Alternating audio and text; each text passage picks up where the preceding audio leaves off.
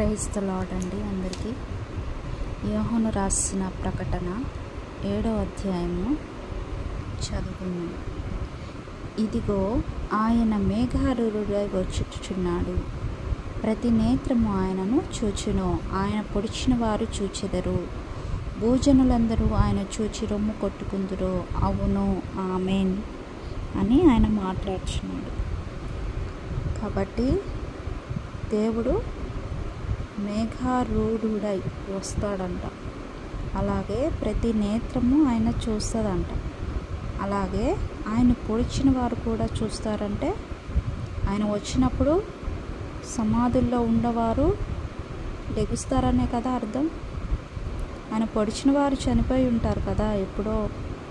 So ఆయనను పొడిచిన వారు చూచెదరు అంటున్నాడు. కాబట్టి ఆయన వచ్చినప్పుడు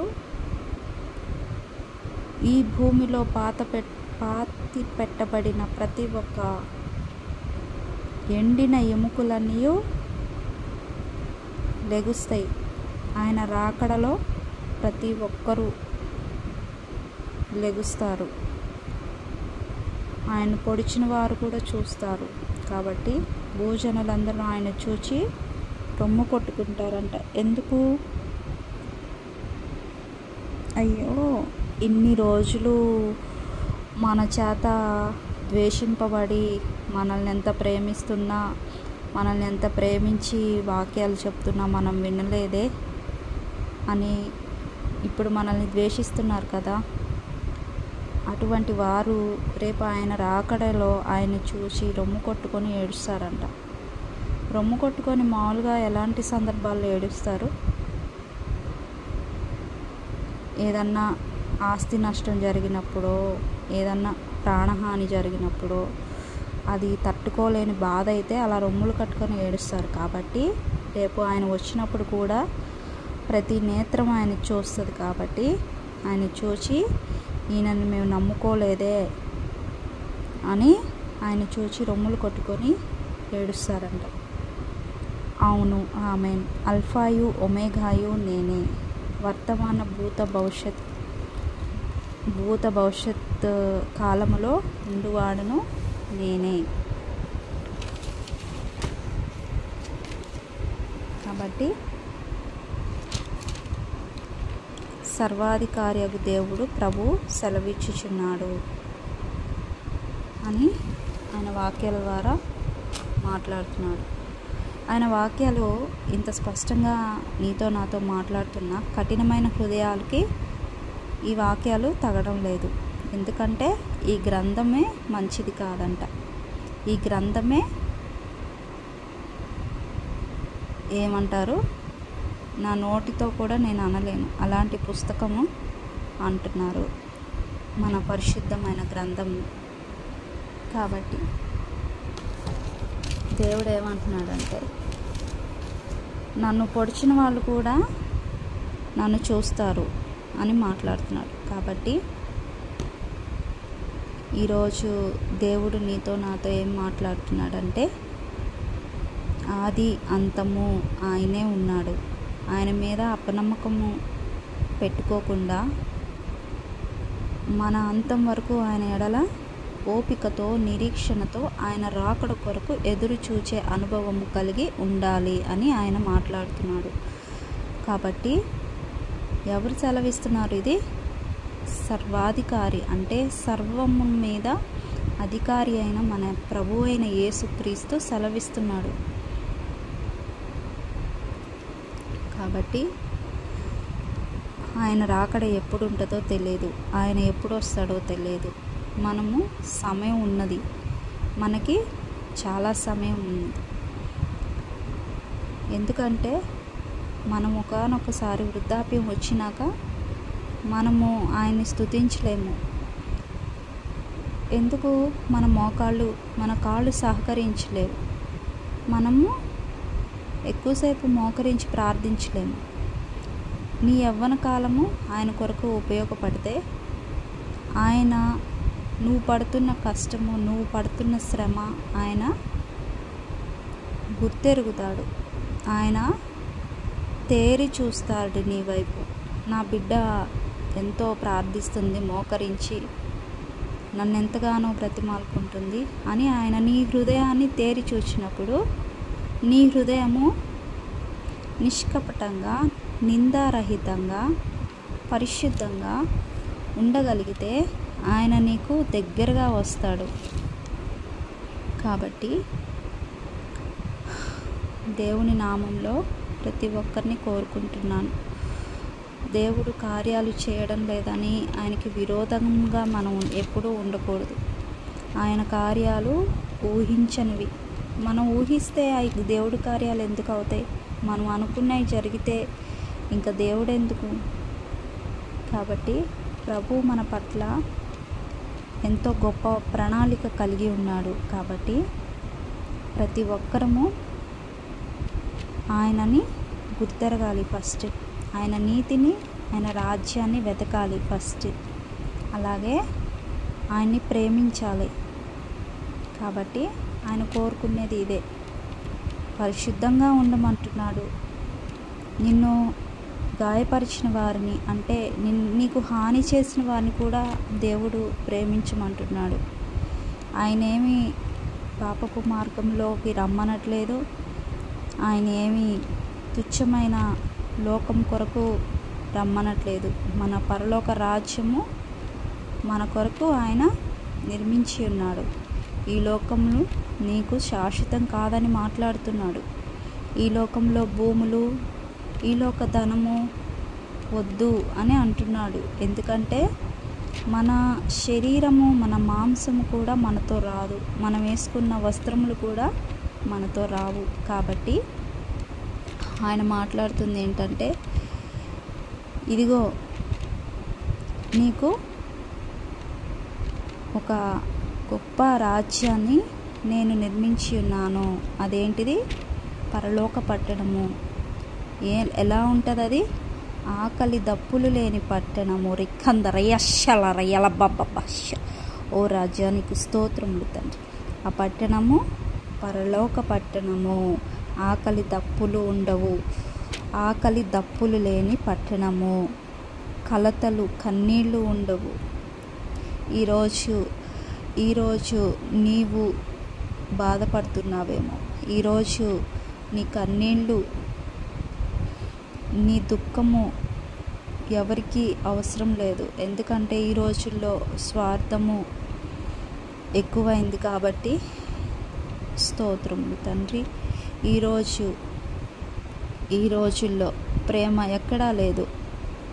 కాబట్టి ఆయన ప్రేమ రుచి చూడమని దేవుడు మాట్లాడుతున్నాడు. ఆయనను యెహోవా ఉత్తముడని, ఆయనని రుచి చూడమని ఒకసారి ఆయన మాట్లాడుతున్నాడు. ఒక్కసారి ఆయన దగ్గరికి వచ్చి నీవు ఆయన పాదాలు పట్టుకొని ప్రార్థిస్తే ఆయన కనికరము చూపించే దేవుడు, నిన్ను విడిచిపెట్టే దేవుడు కాదు. నువ్వు ఒక పాపిగా ఉన్నప్పుడే నీ కోసం ఆయన ప్రాణాన్ని పెట్టాడు. నీవు పరిశుద్ధురాలుగా మారినప్పుడు ఆయన ప్రాణం పెట్టాల.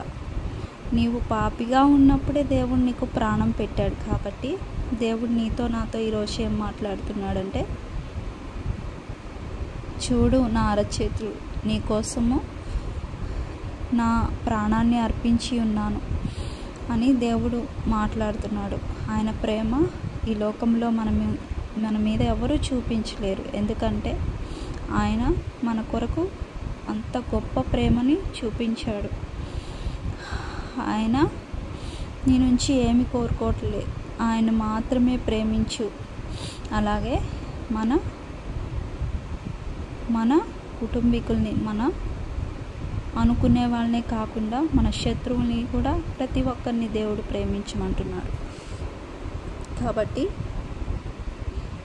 ఈ లోకంలో ఉన్న వాటికంటే ముఖ్యంగా పరలోకం సంబంధమైన ఫలములు మనము పొందుకోవాలి. ఎందుకంటే ఈ లోకంలో సంపాదించుకుంటే దొంగలు కన్నం వేస్తారు, చిమటలు కొట్టివేస్తాయి. కాబట్టి పరలోకంలో ధనమును మనం సంపాదించుకోవాలి. అది ధనము అంటే ఏంటిది? ధనం అంటే ఆయన కృపావరాలు. పరలోకంలో మనము ఈ లోకంలో ఉన్నప్పుడే మనము పరలోకపు కృపావరాలు పొందుకోవాలి.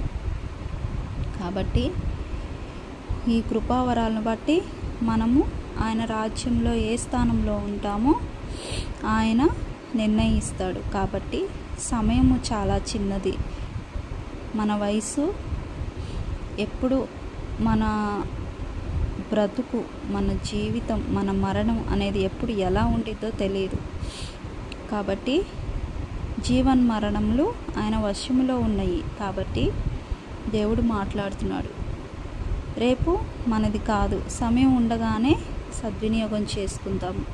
అజ్ఞానుల వలె కాక జ్ఞానము కలిగి మనము ఆయన వాక్యాలు చదువుకుంటూ దినదినము మనము ఆయన వాక్యాల ద్వారా బలపరచబడదాం. ఎందుకంటే మన శరీరానికి దుష్టుడు బలహీనత కలుగ చేయవచ్చు, మన శరీరానికి రోగం పెట్టవచ్చు, మన శరీరం ఏమైనా అవ్వచ్చు. కానీ మనము ఆత్మలో బలవంతులుగా ఉండాలి. ఎందుకంటే మనము ఆరాధించుగా ఆత్మతోనూ సత్యముతోనూ ఆరాధించాలి. కాబట్టి మనకి ఈ లోకం వద్దండి, మనము పరసంబంధమైన వారము. కాబట్టి పరసంబంధమైన వాటి కొరకు మనం ఈ లోకంలో ఉన్నప్పుడే మనము పరలోకంలో మన స్థానం ఏందో ఒక దర్శన జీవితం కలిగి ఉండాలి. కాబట్టి ఆయనే ఆది అంతము అయి ఉన్నాడు. కాబట్టి ప్రతి నేత్రము ఆయన్ని చూస్తాడు. కాబట్టి ఈ లోకంలో మనకి ఎన్ని శోధనలు వచ్చినా, మన అనుకున్నవారు మనల్ని కాదన్న, మన అనుకున్న వాళ్ళు మనల్ని దూరం పెట్టిన, ఒక విగ్రహారాధన చేసేవారు మనల్ని ద్వేషించిన, ఇంకా ఏదైనా సరే మనము ఒకళ్ళ ద్వారా ద్వేషించబడుతున్నామంటే మనము ఆయనలో అభివృద్ధి చెందుతున్నట్లే, మనము ఆయనలో కట్టబడుతున్నట్లే. అంటే ద్వేషించబడతామంటే ఆయనను బట్టి, దేవునిని బట్టి, ఈ లోకంలో ఉన్న వాటిని బట్టి కాదండి. కాబట్టి మనము తండ్రిని బట్టి, ఈ లోకంలో ఎవరైనా మనల్ని అసహించుకున్నా, ద్వేషించిన, వీళ్ళు ఆ యేసు ప్రభుని నమ్ముకున్నారు, వీళ్ళు ఏమీ వేసుకోరు, వీళ్ళు అది ఇది అని ఆయన్ని బట్టి మనం ఏదన్నా అలాగా అసహించుకోవడం అలా జరిగితే ఆయనకే మహిమ. కాబట్టి ఎన్ని వచ్చినా కానీ ఏది పట్టించుకోకుండా మనము, ఈ లోకము మనకి శాశ్వతం కాదు, పరలోకము కొరకు మనము సిద్ధపడాలి, ఆయన రాజ్యము కొరకు మనము సిద్ధపడాలి. కాబట్టి మనమే కాదు, ప్రతి ఒక్కరూ మారాలి, ప్రతి ఒక్కరూ ఆయన గుర్తెరగాలి. విగ్రహాలు పూజలు చేసేవారు మారాలి.